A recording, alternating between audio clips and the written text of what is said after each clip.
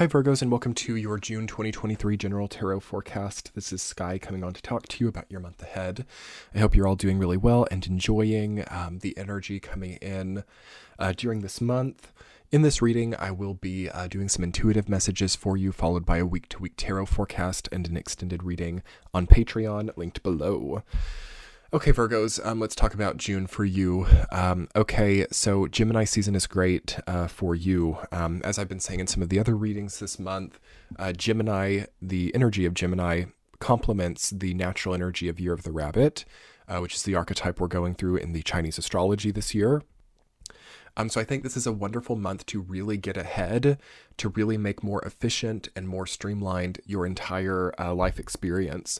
I think that things are really going to be coming into a greater balance for you, and you are going to be faced with the opportunity to have a much more cohesive, yes, I like that word, cohesive life situation, because things kind of got like pulled apart, I feel, for you over the last few years.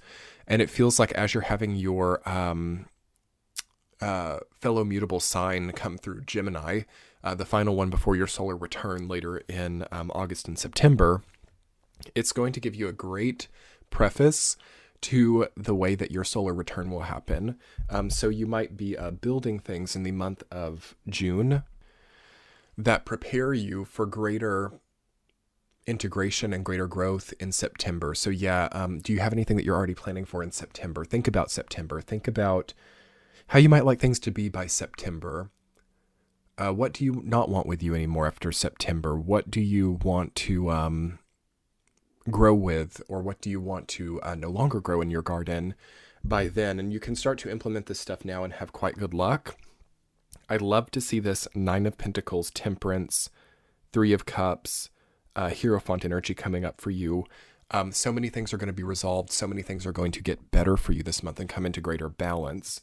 In order for that to happen, though, there's a bit of conflict. You know, the Tower, there's a bit of a breaking down of the old system and a question of your emotional well-being right now, or a question of your peace, the state of peace in your life, that is also going to be coming up as an area of growth for you.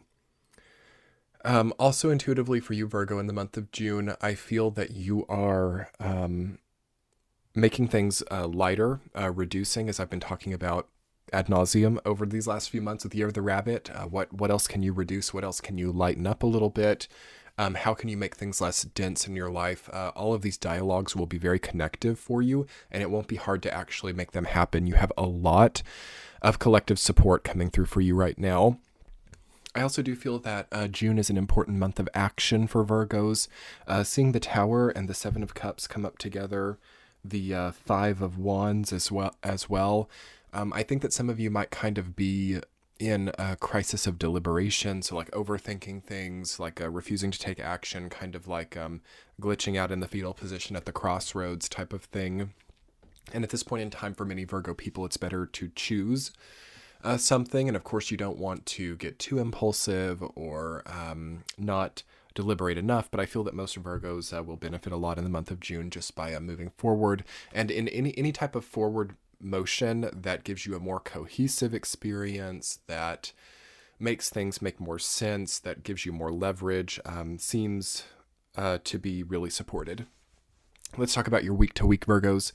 First week of June, you have the Nine of Pentacles rooted down by the Temperance card. Beautiful, beautiful energy, healing, very nice complementary energy. You are maybe also really gaining wealth during that time, or your investments may be very balanced. There's a need also to balance what you have, to make sure that you are really diversifying what you're contributing to. Okay, so making sure that you have options, making sure that there's a sense of contingency. Also balance of the health, or not overworking anymore, not pushing too hard, starting to make things more wieldy seems important during this month of June. Definitely. I also feel that taking a look at the alkalinity of the body could be coming up there with the Temperance card. I always think of hydration, alkalinity, very common sense body regulation things can be very helpful for you in the first week of June. Healthy diets, healthy exercise regimes, very sixth house energy. And I think that that's going to give you more for your sense of personal wealth, even than money or career. It's going to start coming more from general routine-based health and the feelings that you get in your daily routine. Okay, week number 2, you have the Hierophant rooted down by the Five of Wands. Okay, so you are coming to a peaceful resolution.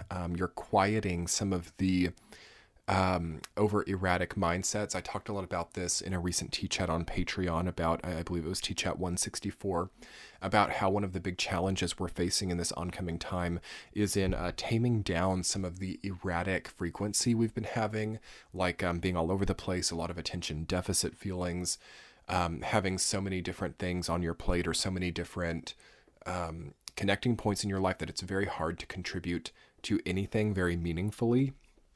And I see you addressing that in the second week. And I see that maybe there's a spiritual component, or there is maybe even a component of prayer, component of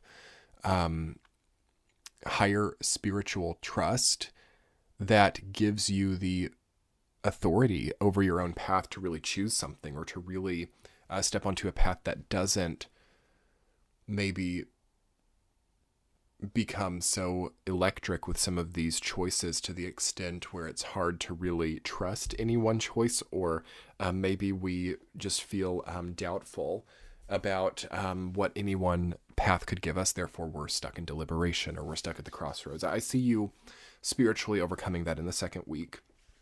Week number 3, the Tower rooted down by the Page of Cups reversed. Okay, so a previous emotional tendency is falling through. So like a coping mechanism changes, or you're not coping in the same way anymore. You might have to open up to somebody. You might have to tell somebody how you feel. The Page of Cups reversed says maybe there's been something kind of repressed or held back or not spoken about. And I think that might break through during this time. It's like a geyser, or it's like the water finally breaking through something that's holding it up with the Tower and the Page of Cups. So emotions can kind of pour through during that time as we hit Cancer season. And I think that it's very important to see that you're not holding back too much, or you're not trying to like hold back something that really needs to come out. Okay, so anything that's pent up, anything that's really you're not allowing to express needs to be known during that time. And you might find like new healthy ways to express it.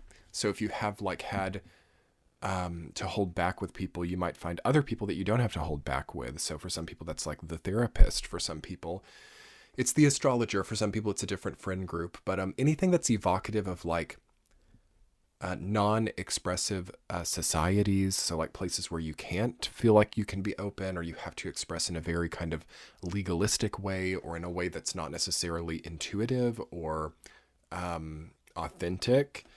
This could start to become a bigger problem during this time, and you might need to find more authentic groups, or find people who are less sensitive to your authenticity.